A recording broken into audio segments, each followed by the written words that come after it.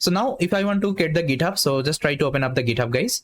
So make sure you have the GitHub account. So if you don't have the GitHub account, so please try to sign up with the GitHub, then just try to create one GitHub account. Then the first thing, just try to click on the repository.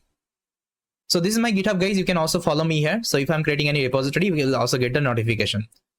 Now here, the first thing what you have to do, just click on the new, and here you can give the repository name. So let's say I'll give end-to-end. Okay. End-to-end, let's say wine quality. End-to-end wine quality. You can give any name. It's up to you. Let's keep it as public because I want to also share with you. You can also keep it as private. Then add the README file. Then add the git ignore.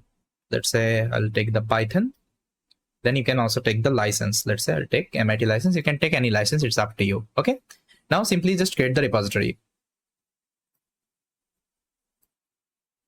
After creating repository, you also need to clone this repository. For this, just click on the code and copy this link address, HTTP link address, and make sure you have the Git client. For this, you can search Git SCM. So go to the website, and this is the Git client. Just try to download. So it will give you one Git bash. Okay. Now once you install, you will get this kinds of Git bash. Okay. So Git bash client, you can also integrate with your terminal. Okay. Terminal also you can also integrate. I already integrated with my terminal. So from my terminal itself, I can access my Git bash. So now let's open up my local folder, and there let's try to clone this repository. So here you just need to write one command called git clone. So with the help of git clone, we'll be cloning this repository. Now paste the link, just right click. So it will paste the link here. Now just try to press enter. See, it is cloning the repository here. After that, I will go inside the folder. For this, you can execute this command called cd. That means change directory. I want to go inside this folder, end-to-end wine quality prediction. Now, if I hit enter, you'll see that I'm inside this folder right now. Okay.